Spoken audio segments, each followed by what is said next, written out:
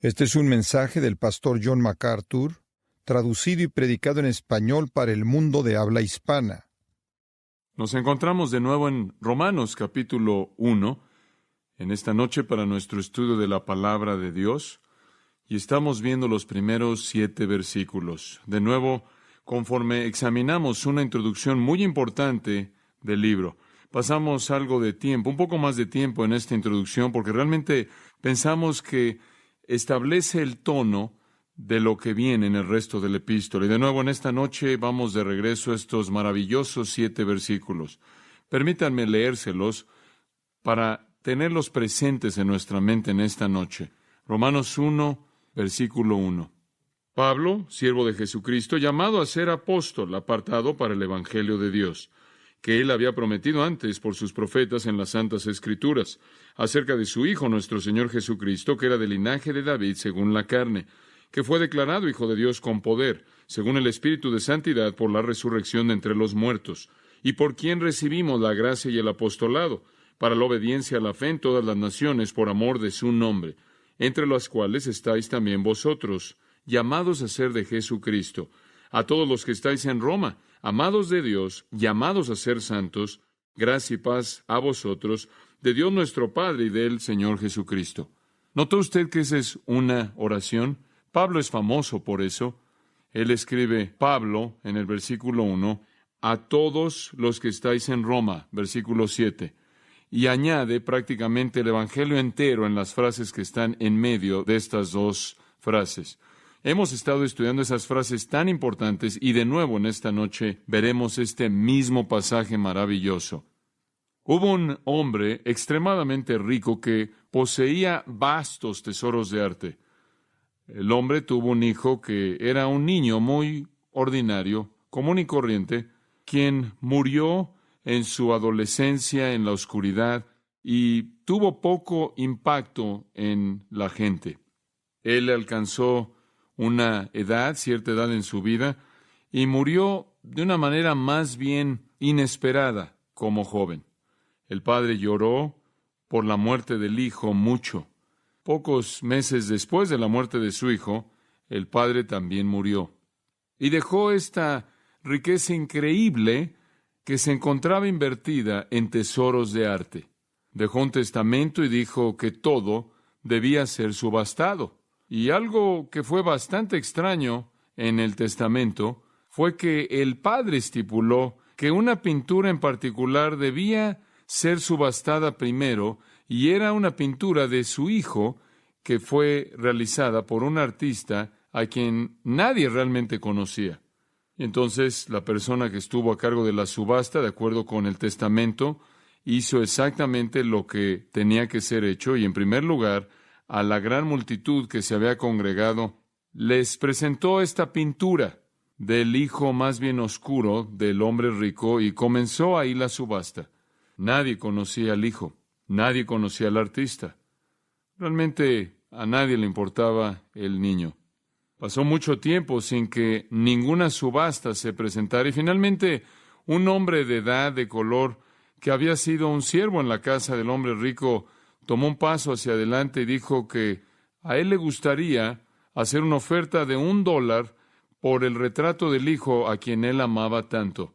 Y en ese punto en su vida era lo único que podía pagar. No hubieron otras propuestas y el siervo de color pudo comprar la pintura del hijo por $1. Y después el momento dramático vino conforme leyó la siguiente parte del testamento. Y decía esto: el resto del tesoro va a ser para el que amó a mi hijo tanto y con tanta fuerza como para comprar su retrato. No hay manera de comprender las riquezas que Dios ha provisto para aquellos que aman a su Hijo. No hay manera. Son infinitas. Jesús dijo que el reino de los cielos es como un tesoro. La Biblia dice que cosas que ojo no ha visto ni oído ha oído son las que Dios ha preparado para los que le aman. Y esto, amados, son las buenas noticias, ¿no es cierto? Que si amamos al Hijo, heredamos todas las riquezas del Padre. En Cristo tenemos tesoro más allá de la imaginación. La Biblia dice que si amamos al Hijo, tendremos una fidelidad que nunca será quitada. Tendremos una vida que nunca terminará. Tendremos un manantial de vida que nunca dejará de producir agua en nosotros. Tendremos un regalo que nunca será perdido. Tendremos una mano a partir de la cual los recursos nunca dejarán de ser provistos. Tendremos una cadena que nunca será quebrantada. Tendremos un amor del cual nunca podremos ser separados. Tendremos un llamado que nunca podrá ser revocado, un cimiento que nunca podrá ser destruido y una herencia que nunca jamás se desvanecerá. Ahora estas son las buenas noticias. Y este es el mensaje de la epístola a los romanos, que Dios tiene buenas noticias para aquellos que aman a su Hijo. Y después, conforme comenzamos la epístola, estamos examinando tan solo la introducción en los primeros 7 versículos y ya hemos comenzado a percibir las riquezas y vamos a ver más de esto en esta noche. Ahora estos 7 versículos contienen la semilla de verdad que florece de manera plena en los siguientes 16 capítulos. Y ya les hemos señalado que hay por lo menos 7 elementos en esta introducción, 7 características acerca de las buenas noticias. Está el predicador de las buenas noticias, la promesa de las buenas noticias, la persona de las buenas noticias, la provisión de las buenas noticias, la proclamación de las buenas noticias, los privilegios de las buenas noticias y el propósito de las buenas noticias. Ahora, permítame recordarle brevemente de las primeras 3. En primer lugar, el predicador de las buenas noticias se nos presenta en el versículo 1. Pablo, siervo de Jesucristo, llamado a ser apóstol, apartado para el Evangelio de Dios. Y ahí hemos conocido al predicador de las buenas noticias. Y nos apunta a una realidad muy importante, y es esta, que Dios ha escogido a instrumentos humanos para que sean los instrumentos de la transportación de las buenas noticias. Pablo, un hombre como nosotros, un siervo de Jesucristo, llamado apóstol, apartado para el Evangelio de Dios, apuntando al hecho de que Dios ha escogido usar agentes humanos. Dios ha diseñado usar a hombres y mujeres para proclamar las buenas noticias. De hecho, en 1 Corintios nos dice que Dios ha escogido por la insensatez de la predicación el proclamar su mensaje e inclusive usar a predicadores débiles, anónimos, insensatos para hacerlo. Entonces, la fe de ninguna persona permanece firme o depende de la sabiduría de los hombres, sino que depende únicamente del poder de Dios a través de la debilidad de los hombres. Y el pueblo de Dios todavía son los instrumentos. Jesús nos mandó a ir por todo el mundo y predicar el Evangelio a toda criatura. El predicador, un instrumento humano. En segundo lugar, vimos la promesa de las buenas noticias, versículo 2, que Él había prometido antes por sus profetas en las Santas Escrituras. Las buenas noticias o el Evangelio ya había sido prometido en el Antiguo Testamento. Esa es la razón por la que en Mateo 5:17 Jesús dijo que no vino para abolir la ley, sino para cumplirla. Vine a cumplirla, vine para llevarla a su cumplimiento, para llevarla al punto en el que estuviera en su totalidad, para llevarla a su punto de llenura, de satisfacción. El Nuevo Testamento es la palabra de Dios que completa el Antiguo Testamento y eso consuma la promesa. Entonces las buenas noticias van a venir a través de un predicador humano y las buenas noticias van a estar basadas en las promesas de Dios en el Antiguo Testamento. Y en tercer lugar, no solo vimos al predicador y la persona, sino que más bien el predicador y la promesa, sino también el predicador y la promesa y la persona. ¿Quién es el corazón y el objeto de las buenas noticias? Observe el versículo 3, acerca de su Hijo, nuestro Señor Jesucristo, que era del linaje de David según la carne, que fue declarado Hijo de Dios con poder según el Espíritu de Santidad por la resurrección de entre los muertos. La persona de las buenas noticias es Cristo. Ese es el punto. Es lo que usted hace con el Hijo de Dios, el Señor Jesucristo, lo que determina si hereda las riquezas del Padre o no. Y en esos 2 versículos hay una presentación absolutamente maravillosa de Cristo. Vemos su humanidad en el versículo 3. Él fue hecho del linaje de David según la carne. Él era un verdadero ser humano. Vemos su deidad en el versículo 4. Él fue declarado el Hijo de Dios con poder según el Espíritu de santidad por la resurrección de los muertos. Vemos su humanidad, vemos su deidad. Él tenía que ser hombre para tomar el lugar del hombre, y Él tenía que ser Dios para conquistar el pecado y la muerte y el infierno y Satanás. Ahora quiero que observe algo en el versículo 4, conforme concluimos nuestros pensamientos acerca de la persona. Dice que esto fue logrado, esto es su poder y resurrección, según el Espíritu de santidad. Esta es otra manera de decir que el Espíritu Santo fue el responsable. Fue el Espíritu Santo operando en Cristo a través de la agencia del Espíritu. Cristo hizo lo que hizo. Él expresó su poder y fue resucitado de los muertos a través de la agencia del Espíritu Santo. Ahora, esta relación es muy importante. Si usted se regresa, por ejemplo, a Mateo capítulo 3 por un momento, permítame llevarlo rápidamente en una gira muy rápida de cómo Jesús estuvo relacionado con el Espíritu Santo en su encarnación. El Espíritu Santo es el tercer miembro de la Trinidad, como usted sabe. Y dentro de la Trinidad, ellos serán iguales. Sin embargo, cuando Jesús se encarnó, se sometió a sí mismo a la voluntad del Padre y al poder del Espíritu en una sumisión voluntaria. Y encontramos que en su bautismo, en Mateo capítulo 3, fue bautizado en el versículo 16. Y Él salió del agua. Los cielos fueron abiertos y vio al Espíritu de Dios descendiendo como una paloma y reposando sobre Él. Y una voz del cielo dijo: Este es mi Hijo amado en quien tengo complacencia. Ahora, el Padre estaba dándole a Cristo el Espíritu. Ahora, subraye esto. Yo creo que a partir de este momento, esta fue la iniciación en su ministerio. Su ministerio fue controlado por el poder del Espíritu Santo. Ahora, adelantándonos, pasemos a Mateo capítulo 12, versículo 31. Él dijo esto a aquellos que lo acusaban de ser del diablo. Lo acusaron de ser de Satanás, lo acusaron de ser representante de Belcebú, el cual era un término pagano para Satanás. Y él dijo en el versículo 31, Os digo que todo pecado y blasfemia le será perdonado a los hombres, pero la blasfemia contra el Espíritu Santo no le será perdonada a los hombres. Y todo aquel que hable una palabra contra el Hijo del Hombre, una palabra contra el Hijo del Hombre puede ser perdonada. Pero todo aquel que hable contra el Espíritu Santo no será perdonado. Ahora, ¿qué era lo que él estaba diciendo? Él está diciendo, ustedes pueden decir algo contra mi humanidad y eso se podría perdonar, pero cuando ustedes blasfeman al Espíritu de Dios, quien está llevando a cabo la obra a través de mí, eso es imperdonable. Ahora veremos a plenitud lo que eso quiere decir, pero el punto que por ahora quiero que vean es el siguiente, que cuando ellos negaron las obras de Cristo, Él dijo, ustedes no están blasfemando al Hijo del Hombre, están blasfemando ¿a quién? Al Espíritu Santo. ¿Por qué? Porque Él se había rendido al poder del Espíritu Santo.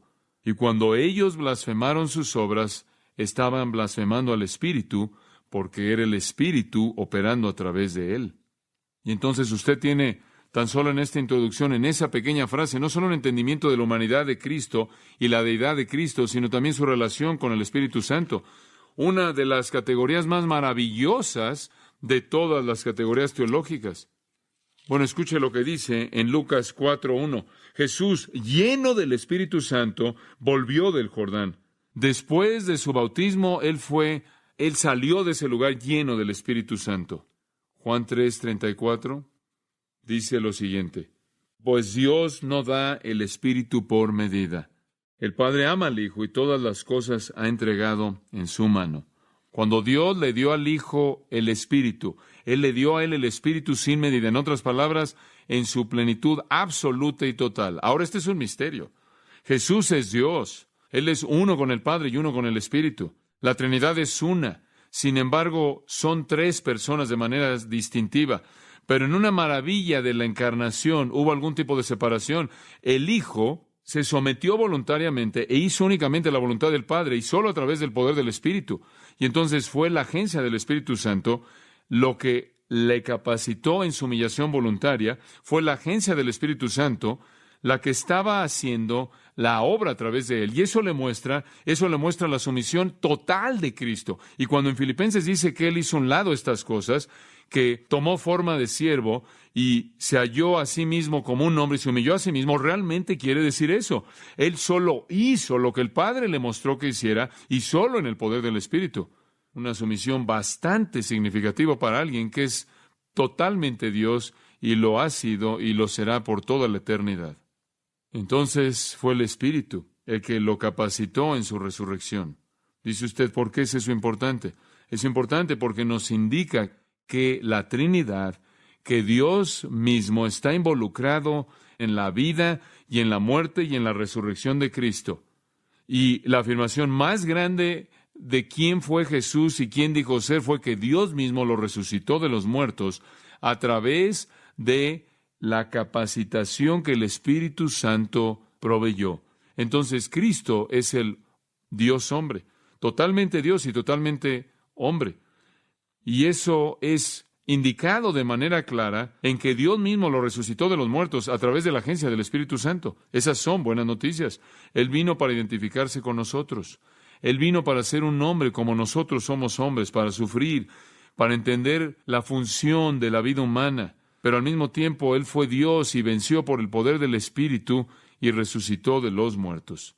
La maravilla de su humanidad y deidad y esa unión misteriosa nunca podremos entender de manera plena y nunca podremos entender de manera completa o total cómo es que Él estuvo relacionado con el Padre y cómo Él estuvo relacionado con el Espíritu, porque es tan misterioso. Realmente no podemos entenderlo de manera plena, pero eso es precisamente lo que la Biblia enseña, totalmente hombre y totalmente Dios. Y creo que usted lo puede entender un poco simplemente al ver algunas ilustraciones de ello. Escuche Mateo 17:24. Cuando llegaron a Capernaum, vinieron a Pedro los que cobraban las 2 dracmas y le dijeron, ¿vuestro maestro no paga las 2 dracmas? Él dijo, sí. Ahora eso es interesante, Jesús pagó impuestos. Piense en las siguientes 2 semanas, lo va a hacer sentir mejor. Jesús pagó impuestos. Eso le muestra su humanidad. Eso muestra que Él era un hombre igual que el resto de los hombres. Y al entrar en la casa, Jesús le habló primero diciendo, ¿qué te parece, Simón? ¿Los reyes de la tierra de quiénes cobran los tributos o los impuestos? ¿De sus hijos o de los extraños? Pedro le dijo, de los extraños. Jesús le dijo, luego los hijos están exentos. En otras palabras, Él está diciendo, realmente no pertenecemos al sistema. Realmente ellos cobran impuestos de los suyos y no somos de este mundo. No obstante, a menos para no ofenderles, vamos a pagar nuestros impuestos como cualquier otra persona. Y después dijo lo siguiente, ve al mar y echa al anzuelo, y el primer pez que saques, tómalo, y al abrirle la boca hallarás un estatero, tómalo y dáselo por mí y por ti. Ahora espera un momento. Una cosa es pagar tus impuestos, pero esa es otra manera de obtener el dinero que ninguno de nosotros podemos hacer. Como puede ver, ahí tiene una ilustración perfecta de la maravilla de su humanidad y su deidad. Él pagó sus impuestos, pero Él tuvo maneras de proveer que fueron absolutamente sobrenaturales. En Marcos capítulo 4, versículo 35, y hemos leído esto recientemente.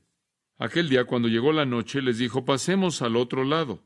Estaban cruzando el mar de Galilea y despidiendo a la multitud, le tomaron como estaba en la barca, y había también con él otras barcas. Entonces es una flotilla que está cruzando. Pero se levantó una gran tempestad de viento y echaba las olas en la barca de tal manera que ya se anegaba. Ahora usted sabe igual que yo que está bien que la barca esté en el agua, pero no está bien que el agua esté adentro de la barca. Y escuche esto, versículo 38. Y él estaba en la popa durmiendo sobre un cabezal. Ahora esa es su humanidad. Él está cansado. Las multitudes literalmente siguieron sus pasos sin descanso. Él estaba cansado y estaba dormido en una tormenta. Y le despertaron y le dijeron, maestro, ¿no tienes cuidado que perecemos? Y levantándose reprendió al viento y dijo al mar, calla, enmudece, y cesó el viento y se hizo grande bonanza. ¿Puede ver aquí su humanidad? Por un lado está dormido porque está tan cansado, y por otro lado Él detiene la tormenta instantáneamente. No puede explicar usted el misterio, solo lo puede ver. Lucas 23, versículo 39, y uno de los malhechores que estaban colgados le injuriaba diciendo, si tú eres el Cristo, sálvate a ti mismo y a nosotros.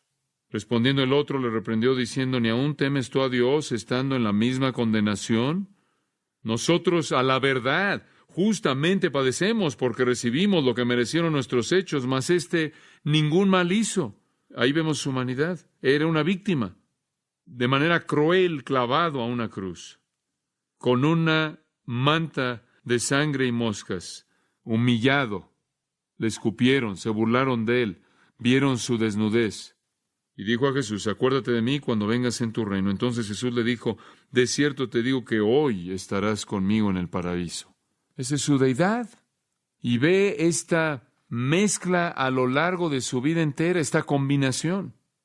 Entonces conocemos al predicador, vemos la promesa y la persona de las buenas noticias, Jesucristo, Dios en carne humana, haciendo la voluntad del Padre, cuyo Hijo Él se ha vuelto en el poder del Espíritu. Ahora vayamos, número 4, a la provisión de las buenas noticias. La provisión. Si usted ama al Hijo, ¿qué sucede? Si usted recibe las buenas noticias, ¿qué sucede? Dos cosas, en primer lugar, salen de el cofre de tesoros que Dios ha provisto. Versículo 5 dice: y por quien recibimos la gracia y el apostolado. Y puede detenerse ahí. ¿Qué es lo que las buenas noticias nos dan? ¿Qué es lo que las buenas noticias nos otorgan?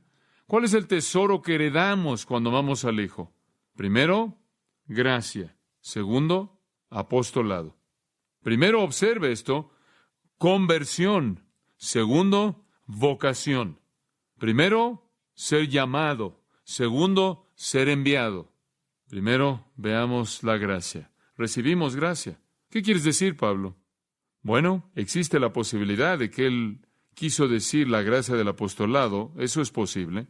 Pero prefiero pensar que él está diciendo algo más distinto a eso, y que él está diciendo aquí que hemos recibido la gracia y el apostolado. ¿Qué es gracia?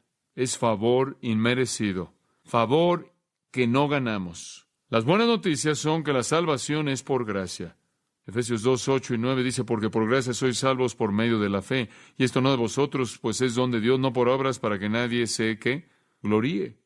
Somos salvados por gracia. La gracia de Dios que trajo salvación ha aparecido a todos los hombres. Es gracia, favor inmerecido.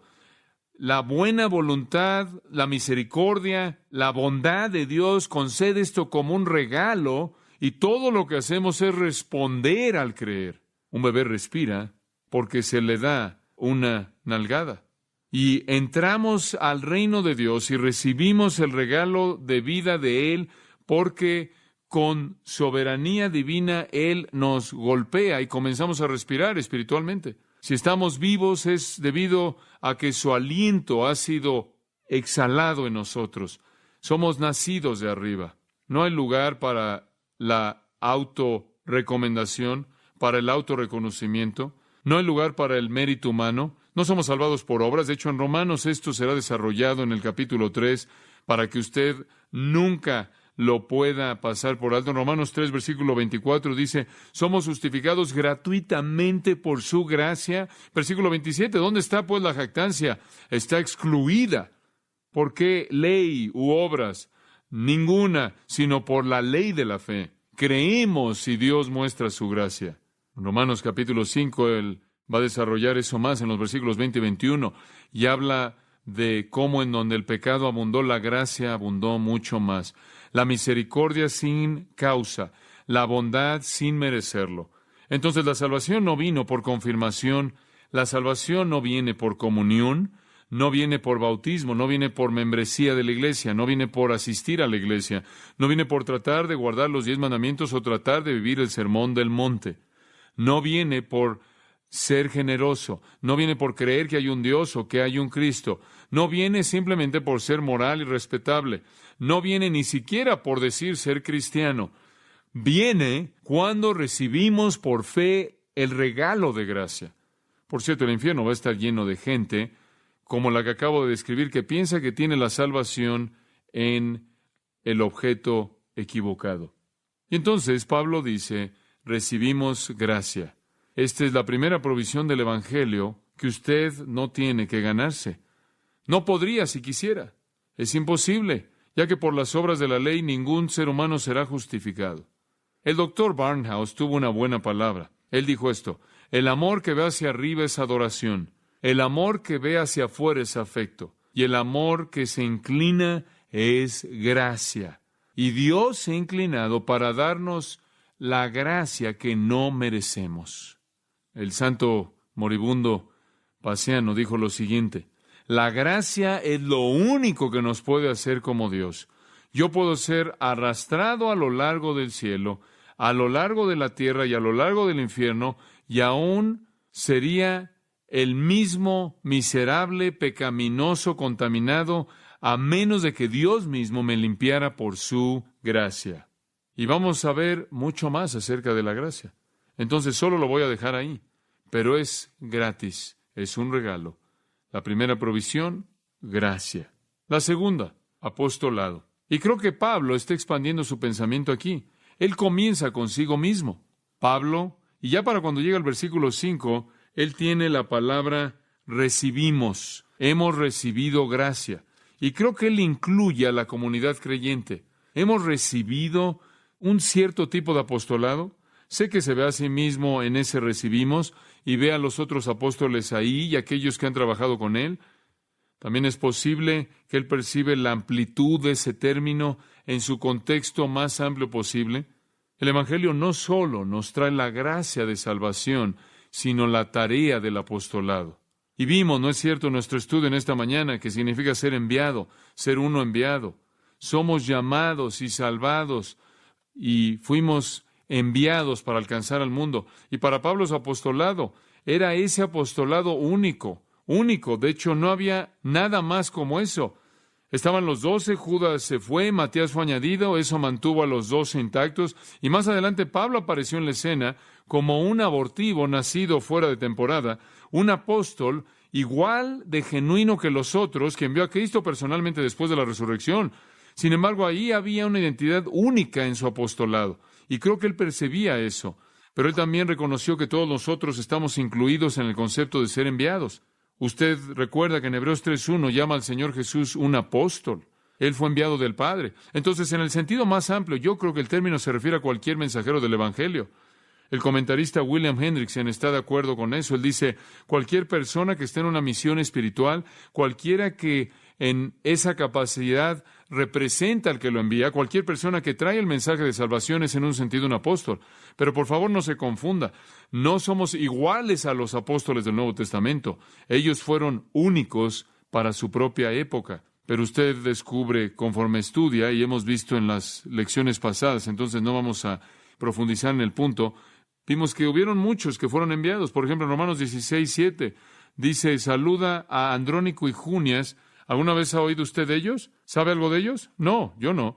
Dice, quienes son conocidos entre los apóstoles. ¿Qué tipo de apóstoles eran Andrónico y Junias? Bueno, ciertamente no apóstoles con una A mayúscula, no los oficiales, pero fueron enviados. Ellos fueron enviados en una misión de proclamar la verdad de Cristo representándolo a Él. Y entonces yo creo que esto es lo que estamos aprendiendo aquí, de que no solo está la gracia de la salvación, sino también el desafío de ser enviado. Por cierto, en Hechos 14:14 llama a Bernabé un apóstol. Él no fue uno de los 12, ni fue el equivalente de Pablo en ese sentido.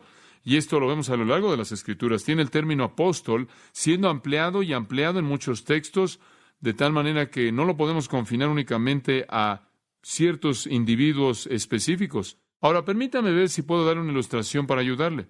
Yo crecí con los deportes como trasfondo y estuve en muchos equipos diferentes. Y algunos entrenadores, algunos coaches para los que yo entrené en diferentes deportes fueron almas amables, otros no fueron tan amables, ganar era todo. Pero me puedo acordar de varios equipos diferentes en los que estuve en mi vida, en donde un niño venía y hacía una prueba para ver si podía entrar al equipo, y realmente no era muy bueno, no tenía mucha capacidad. Pero quizás su padre había muerto, quizás él era un pobre niño, quizás era simplemente el tipo de persona que te causa compasión. Y de vez en cuando un coach, un entrenador, simplemente lo metía al equipo, usted sabe. Pero él nunca jugaba, nunca entraba al juego. Y pensé en eso en referencia a esto. El Señor no opera de esa manera. Si usted entra al equipo, usted va a estar en el juego. Va a ser gracia y apostolado a lo que nos ha llamado. No solo es ser redimido, sino ser redimido y después enviado. En su gracia, Él nos mete al equipo. Y por cierto, todos somos como ese pequeño niño que no puede hacer nada. Él nos mete al equipo y después nos usa. Y esta mañana vimos en nuestro estudio que somos un grupo difícil de trabajar. Es difícil trabajar con nosotros. Las buenas noticias, amados, es que Él provee conversión y vocación, el privilegio alto y santo de servir a Jesucristo. ¿O usted tiene alguna comprensión de ese alto llamado? ¿De qué es ese alto llamado? En Efesios 2:10 dice que hemos sido creados en Cristo Jesús para buenas obras, las cuales Dios ha preparado de antemano para que anduviésemos en ellas. Hemos sido creados en Cristo Jesús para buenas obras. Ese es el punto. Un ganador en los Juegos Olímpicos en la antigüedad se le hizo una pregunta. Espartano, ¿qué ganarás con esta victoria? Y él respondió, yo, Señor, tendré el honor de pelear en la línea frontal para mi rey. Eso es todo. Somos llamados a servir con todas nuestras limitaciones. D.L. Moody dio un discurso en una ocasión en Chicago, y era típico. Era Moody como era normalmente, y al final de su discurso, un hombre con mucha preparación académica se le acercó y dijo, Señor, disculpe, pero usted hizo 11 errores en su gramática en esta noche. Y el señor Moody dijo, probablemente sí. Como usted puede ver, mi preparación temprana fue muy limitada y fue mala, pero estoy usando toda la gramática que conozco por la causa de Cristo. ¿Qué tal usted? Esa fue la respuesta correcta, ¿no es cierto? En una ocasión, una persona se le acercó a Moody y le dijo, no me gusta su invitación, no creo que es la manera correcta de tener una invitación. Y él dijo, bueno, usted sabe, yo le agradezco eso. Y él dijo, siempre he estado incómoda con ella también. Me gustaría que conociera una mejor manera. ¿Cuál es su método de invitar a la gente a Cristo? Oh, le dijo la persona, no tengo uno. Él dijo, me gusta más el mío. Sean cuales sean nuestras limitaciones, yo creo que Dios quiere que no solo tengamos gracia, sino también apostolado, que seamos enviados. Y sé que el punto primordial aquí es que Pablo está reflexionando en su propio apostolado y la gracia de Dios en su propia vida. Pero es mucho más grande que eso. El doctor Barnhouse, reflexionando en una ocasión muy interesante en su vida, que es un paralelo a una experiencia que tuve y solo quiero compartirla con usted. Él estaba siendo ordenado en el ministerio presbiteriano y él escribe que el moderador del presbiterio me hizo preguntas y yo las respondí. Me pidieron que me inclinara, que me arrodillara. Los hombres vinieron hacia mí y a un hombre se le pidió que hiciera la oración. Sentí que su mano tocó mi cabeza y después las manos de otros tocando mi cabeza, apretando sobre la suya, presionando sobre la suya y las otras manos. El anillo, el círculo de hombres se acercaron a mí, me rodearon y un hombre comenzó a orar. Fue una oración pequeña, buena oración, y una pequeña frase en ella que decía, Padre, guárdalo con tu amor, guíalo con tu ojo y cíñelo con tu poder. Me quedé pensando.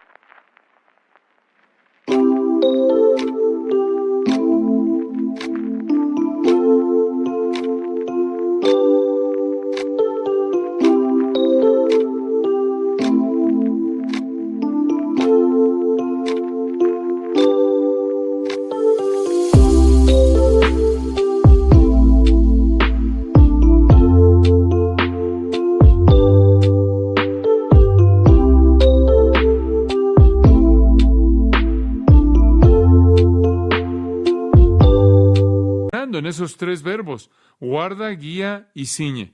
Parecía tan insensato como hacer una ceremonia de matrimonio de dos personas que habían estado viviendo juntos durante un cuarto de siglo y que tenían familia. Yo sabía que había sido ordenado por mucho tiempo atrás y que las manos que habían estado en mi cabeza eran manos que habían sido perforadas y clavadas una cruz. Años después, el hombre que hizo la oración ese día firmó un papel diciendo que él se oponía a la doctrina del nacimiento virginal, la doctrina de la deidad de Jesucristo, la doctrina de la expiación sustitucionaria, la doctrina de los milagros de Cristo, la doctrina de la inspiración de las Escrituras, como pruebas para la ordenación de un hombre en el ministerio. Y cuando leí su nombre en esa lista, puse mi mano sobre mi cabeza y me reí, sorprendido y preguntándome cuántas docenas de veces yo me había cortado el cabello desde que sus manos impías me tocaron. Y después disfruté de la profunda consolación de saber que la mano del Señor Jesucristo desgarrada y herida debido a mi pecado, me había tocado y me había dado un apostolado, el cual era de Dios y el cual era más importante que aquel que cualquier hombre pudiera probar por su pequeña ceremonia. Ahora usted tiene que oír al Dr. Barnhouse predicar para entender lo fuerte que él dijo eso. Dios le dio su ministerio y su misión. Leí eso y pensé en mi propia ordenación. Hombres buenos y piadosos estuvieron ahí, me hicieron todo tipo de preguntas y se acercaron y colocaron sus manos sobre mí y oraron y todos firmaron mi certificado de ordenación. De hecho, hubieron suficientes líneas y hay un nombre escrito más grande que cualquier otro nombre. Debió haber sido un ancestro de John Hancock. Una escritura muy grande escribió su nombre en la primera línea de mi ordenación que está ahí colgada en mi pared. Y no mucho tiempo después de eso, él abandonó el ministerio. Se involucró en inmoralidad abierta, negó la fe, negó a Cristo, se volvió un ateo, un representante del ateísmo, se volvió un profesor de filosofía en la Universidad del Sur de California. Y yo, al igual que el Dr. Barnhouse, le doy gracias a Dios porque mi apostolado, mi ministerio no vino de los hombres, sino que vino de Cristo mismo. Escuche, ¿cuál es la provisión de las buenas noticias? Es la gracia para salvar, apostolado para servir. Entonces, vemos las buenas noticias, el predicador, la promesa, la persona, la provisión. Y después llegamos a la proclamación. Ahora que vamos a servir, vamos a ser enviados con un mensaje. ¿Qué es lo que debemos proclamar? Versículo 5, una vez más. Proclamamos obediencia a la fe en todas las naciones, por amor de su nombre. Y después dice en el versículo 6, entre las cuales estáis también vosotros, llamados a ser de Jesucristo. En otras palabras, así como usted ha sido llamado a Cristo, vamos a salir y llamar a otros a Cristo. Esto realmente extiende el último pensamiento, las buenas noticias acerca de Jesucristo, las cuales nos han traído gracia y servicio, y nos lleva a salir y proclamarla y llamar a todas las naciones de la tierra a que sean obedientes a la fe. Esa es una gran declaración. Me gustaría que tuviéramos tiempo en esta noche simplemente para entrar a todo el pensamiento de la obediencia a la fe. Debería encerrar en un círculo esa frase en su Biblia, obediencia a la fe. Es una declaración tremenda, una declaración que literalmente está cargada de significado. Y vuelve a aparecer al final de Romanos, capítulo 16, versículo 26, ahí al lado del último versículo, para dar a conocer a todas las naciones la obediencia a la fe. La obediencia a la fe. Escuche, si hay algo acerca de la fe, es que esa fe es que obediente. Muéstreme usted a alguien que dice que cree y vive una vida de desobediencia, y le mostraré a alguien que no está redimido, ya que la fe, si no se manifiesta en obras de obediencia, está muerta. No somos salvos por obras, somos salvados para buenas obras. Y el mensaje del cristianismo es un llamado a que la gente sea obediente a la fe. Cuando usted viene a Cristo, usted afirma la fe. Y por cierto, hay una declaración muy definitiva de la fe, y Judas la usa. La fe que ha sido una vez dada a los santos significa el contenido del Evangelio, el contenido del mensaje. Significa enseñarles a obedecer todas las cosas que os he mandado. Así es como usted predica. Es obediencia lo que predicamos, obediencia a la fe que Dios ha establecido. Estamos predicando un mensaje de obediencia.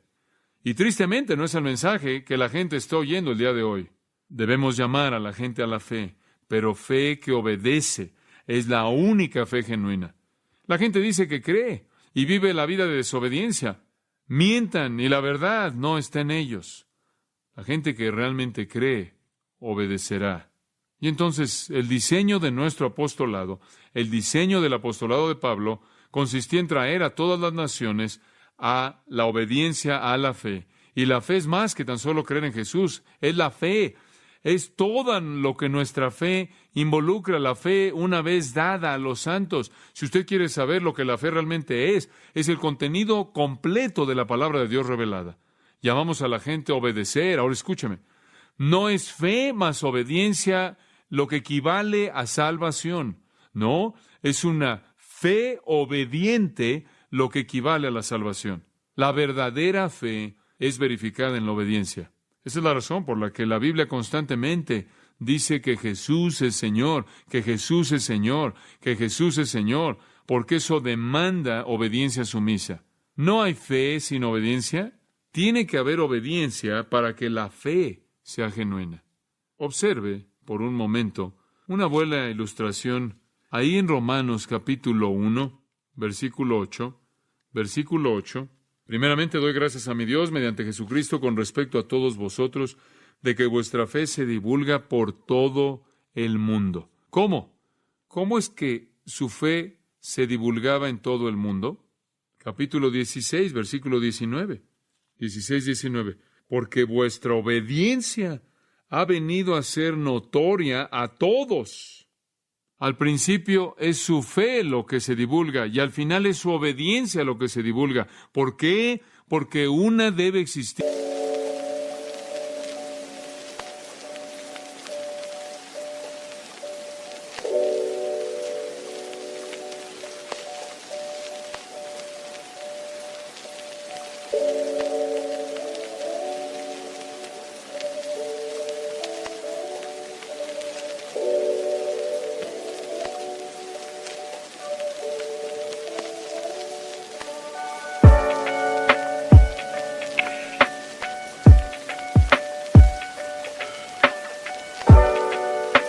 Ir con la otra. No es fe a menos de que obedezca. La salvación es sumisión. La salvación es afirmación del señorío de Cristo. Ahora, usted no debe tener una teología que hace que alguien sea cristiano que vive una vida de desobediencia absoluta. No hay reconocimiento del señorío de Cristo.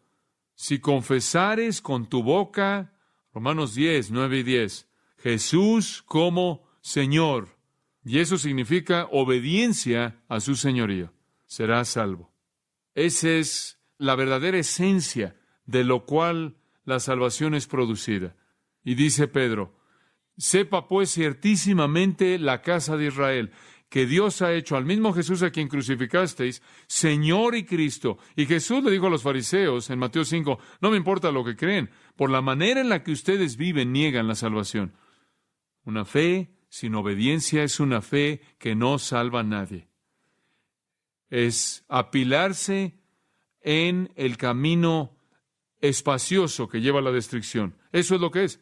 Es construir una bonita superestructura religiosa grande sobre la arena. Una fe sin obediencia no es fe salvadora. Es aquello que engaña, pero no salva. La gente dice, oh, yo creo en Jesús. Yo creo en la Biblia. Me acuerdo cuando caminé por el pasillo, me acuerdo esto y aquello. Eso no salva, a menos de que haya una vida de obediencia. Escuche lo que dice Hebreos 12:14. Seguid la paz con todos los hombres. Y ahora escuche esta. Y la santidad, sin la cual nadie verá al Señor. Si no hay santidad, no hay cielo. Entonces la proclamación es traer a todos los hombres a la obediencia de la fe, a la obediencia de la fe. Y amados, esto es algo que Él dice en el versículo 6, que debemos anhelar hacer, porque esto es algo que hemos recibido, entre las cuales estáis también vosotros llamados a ser de Jesucristo. En otras palabras, han sido llamados a esto, ahora vayan a llamar a las otras naciones a hacer lo mismo. Es una gran declaración en el versículo 6. Entre las cuales estáis también vosotros llamados a ser de Jesucristo. Hemos sido traídos a Cristo. Hemos salido de esa vida de desobediencia, una vida de obediencia, de la incredulidad a la fe. Y Él dice, debido a que eso nos ha sucedido y somos parte de aquellos que han sido llamados a Cristo, debemos llevar el mismo mensaje a otros, para llamar a otros. Cantamos en ese coro, Dios perdonó mi pecado en el nombre de Jesús, he vuelto a nacer en el nombre de Jesús, en el nombre de Jesús, vengo a compartir su amor como Él me dijo que lo hiciera. Él dijo, de gracia recibisteis, ¿de gracia qué? Dad. Id en mi nombre y debido a que ustedes creen, otros sabrán que yo vivo. Eso es lo que está diciendo. Somos enviados para la obediencia a la fe entre todas las naciones, porque eso es lo que nos ha sucedido. Somos los llamados, los que han sido atraídos a Cristo. Entonces vemos al predicador de las buenas noticias, la promesa de las buenas noticias, la persona de las buenas noticias, la provisión de las buenas noticias, la gracia y el apostolado, la proclamación de las buenas noticias, y es una proclamación de obediencia. Amados, nunca dejen esa parte afuera. ¿Les puedo dar dos al cerrar? Los privilegios de las buenas noticias. Los privilegios. Obsérvenlo en el versículo 7. A todos los que estáis en Roma. Y claro que se puede extender más allá de eso, a todos los creyentes. Él les da tres verdades maravillosas acerca de sus privilegios. En primer lugar, son amados de Dios. En segundo lugar, son llamados. Y debería poner ahí una coma después de eso. Si tiene algunas palabras ahí en letra inclinada itálica, quiere decir que no están ahí en el original. Hay tres cosas aquí: amados de Dios, llamados y santos. Amados de Dios, llamados y santos. Esos son los privilegios de las buenas noticias. ¿Qué significa ser amado de Dios? Bueno, simplemente significa que somos amados. Y está por todas las Escrituras. Dios nos ha amado. Él ha escogido colocar su amor sobre nosotros. En Efesios capítulo 2, simplemente me encanta ese versículo 5, versículo 4 más bien. Dios, quien es rico en misericordia, por su gran amor con que nos amó, aun estando nosotros muertos en pecados, nos dio vida juntamente con Cristo. Nos amó. Él nos amó aun cuando estábamos muertos en pecado. Primera de Juan 3:1, él dijo, mirad cuál amor nos ha dado el Padre. Y la palabra, cuán amor, mirad cuál amor nos ha dado. ¿Cuál? Esa palabra cuál es una palabra griega muy interesante, potapan, tiene que ver con algo que es extraño, algo que es de otro mundo, algo que pertenece al espacio exterior. Digo, ¿qué tipo de cosa inhumana, extraña es este amor? ¿Es esto de amarnos? En Efesios 1:6 dice que a través de Cristo hemos sido aceptados en el amado. Dios nos puede amar porque Él nos ama en su Hijo. Romanos 5 dice, el amor de Dios ha sido derramado en nuestros corazones. Romanos 8 dice, nada jamás nos separará del amor de Cristo, nada. Y entonces el privilegio de las buenas noticias es que somos amados por Dios y cuando Dios ama, Él derrama su bendición. En segundo lugar, somos llamados. Somos llamados. Y ese es el llamado eficaz. Se está refiriendo al llamado en sí a la salvación. Y veremos eso a detalle cuando lleguemos a los capítulos 9 y 10. Pero hemos sido llamados. Somos salvados debido al acto soberano de Dios. Esto no se está refiriendo a algún llamado externo general, no solo la proclamación como en Isaías 45, sed salvos todos los fines de la tierra, o Isaías 55, buscad al Señor mientras pueda ser hallado. Este no solo es el llamado general, como en Ezequiel 33, cuando él clamó, volveos, volveos, convertíos, convertíos, o en Mateo 11, donde Jesús dijo, venid a mí todos los que estáis trabajados, o Juan 7, si alguno tiene sed, venga a mí y beba, o Apocalipsis 22, y el Espíritu y la novia dicen, ven. La esposa dice en medio, Romanos 10, la fe viene por el oír, un discurso acerca de Cristo. Este no es solo el llamado general del Evangelio. Este es una indicación de ese llamado deliberado, eficaz a la redención que viene mediante la voluntad soberana de Dios. Somos los llamados. Es otra palabra, por así decirlo, para los elegidos. Para los elegidos. Somos los escogidos. La Biblia dice, escogidos en Él desde antes de la fundación del mundo. Una verdad tremenda. Somos los llamados por Dios, los elegidos. Usted puede estudiar esto a lo largo del Nuevo Testamento, y como dijo, llegaremos a los capítulos 8, 9 y 10 y lo veremos a detalle. Pero hay declaraciones, afirmaciones una y otra vez que se hacen mostrando que cualquier persona que es un creyente es alguien que fue llamado soberanamente y predestinado por Dios. Ahora voy a añadir esto rápidamente. Nunca hay un llamado solo, sino que siempre junto con ese llamado, el acto de fe en Cristo va de la mano. No obstante, somos llamados.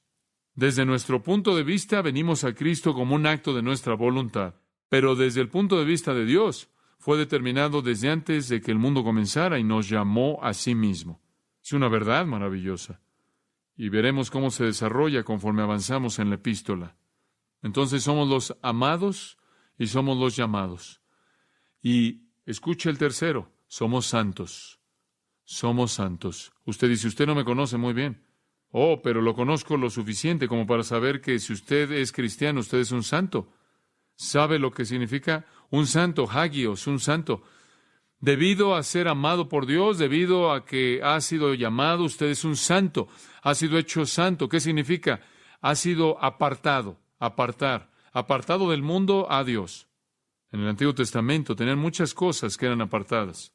Decían que el lugar santo fue apartado, el lugar santísimo fue apartado, el diezmo fue apartado, los sacerdotes fueron apartados. En Éxodo 19:6 dice que la nación entera de Israel fue apartada.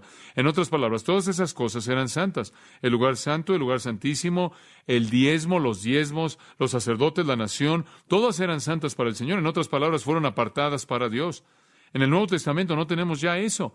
El lugar santísimo no existe, el velo fue rasgado. El lugar santo ya no existe, el templo ha sido destruido. Los diezmos ya no se aplican, ya no existen, porque no estamos bajo una teocracia. Los sacerdotes ya no existen. La nación de Israel ha sido temporalmente hecho a un lado. ¿Qué es lo que ha quedado? ¿Qué es santo? Le voy a decir lo que es. Es el nuevo templo de Dios, el cual es su iglesia. Y somos santos, somos apartados para Dios, apartados del pecado a Dios, y debemos vivir así. Pero piensa en esto.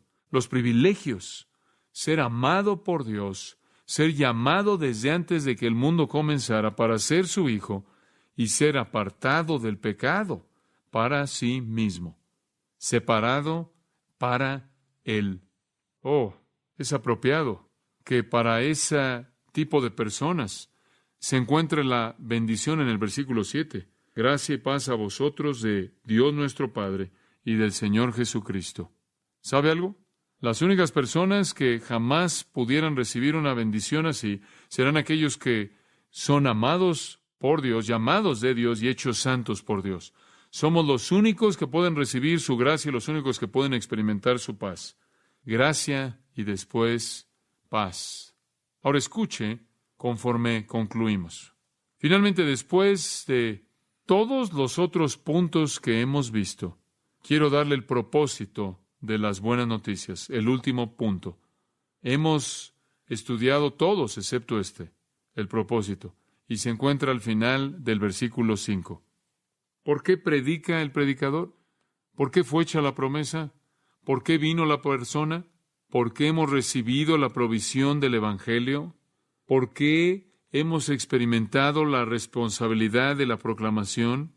¿Por qué Dios nos ha dado privilegios? Por una razón, al final del versículo 5, por amor de su ¿qué? Nombre. Y sé que todos aquellos de ustedes que han estado en Grace Church por algún tiempo entienden esto. Esto simplemente significa que todo se enfoca en la gloria de Dios. La gente debe ser salva, ¿por qué? O dice, bueno, para evitar que vayan al infierno, eso es secundaria. O para que puedan experimentar el amor de Dios, eso es secundario. O para que puedan ir al cielo, eso es secundario. O para que puedan tener la guía de Dios en su vida, eso es secundaria. La gente debe ser salva para la gloria de Dios porque es una afrenta contra su naturaleza santa de que alguien vive en rebelión contra Él. Es su gloria lo que es el punto, lo que es importante sobre cualquier otra cosa. Y esa es la razón para todo. En Filipenses 2 dice que toda rodilla se doblará y lo confesará como Señor, para la gloria de Dios el Padre. La salvación es para su gloria, el Evangelio es para su gloria. Pablo dice en 2 Corintios 4:15, predicamos el Evangelio para que la gratitud de muchos pueda redundar para la gloria de Dios. La razón por la que queremos traerlo a la salvación es para que pueda alabar la gloria de Dios. Como puede ver, Dios es glorificado cuando usted cree en el Evangelio. Dios es glorificado cuando usted ama a su Hijo. Dios es glorificado cuando usted acepta su diagnóstico de su pecado y su necesidad. Dios es glorificado cuando usted lo recibe en su vida. Dios es glorificado cuando sus planes se vuelven sus planes y sus pensamientos se vuelven los pensamientos que son iguales a los de Él. Vivimos y existimos para la gloria de Dios. Madame Wynne escribió, Dios todopoderoso, glorioso, sin fin, ¿cuándo derretirás las montañas y descenderás? ¿Cuándo encerrarás los rayos conquistadores y enseñarás a estos Adanes que tú hiciste tu alabanza? Entonces cerramos el círculo. Las buenas noticias vienen de Dios. Es el Evangelio de Dios, versículo 1. Y es predicado por el predicador, prometido en el Antiguo Testamento, personificado en Jesucristo, proveyendo gracia y servicio, proclamado por aquellos que reciben privilegios eternos, y es todo con el propósito de glorificar a Dios. Confío en que Dios sea glorificado en su vida conforme usted responde a sus buenas noticias y las proclama. Ahora escuche, he tocado tantos temas vastos. Me frustra, me mata el no poder hacerlo a profundidad. Pero los vamos a ver conforme se desarrollan a lo largo del libro de Romanos, conforme avanzamos juntos. ¿Será tan amable en inclinar su cabeza y escuchar estas palabras de William Blaine? el que lloró sobre la tumba, el que calmó las olas feroces, manso para sufrir, fuerte para salvar, la gloria será para él. Aquel que caminó en un camino de tristezas, aquel que concedió todo bien, hijo de hombre e hijo de Dios, de él será la gloria. Aquel que sangró con llaga, aquel que llevó espinas, aquel que llevó de manera mansa espinas y escarlata, aquel que llevó toda tristeza, de él será la gloria. Monarca de las mejillas golpeadas, burla de judío y burla de griego, sacerdote y rey divinamente manso, de él será la gloria. En el trono del círculo del arco iris, en medio de los millones de los suyos, ya para nunca más llorar, de él será la gloria. Hombre de Nazaret, el rey que llevó la corona de espinas, hijo obediente hasta la muerte, de él será la gloria. De él es la gran espera eterna, de él es el estado sacerdotal real.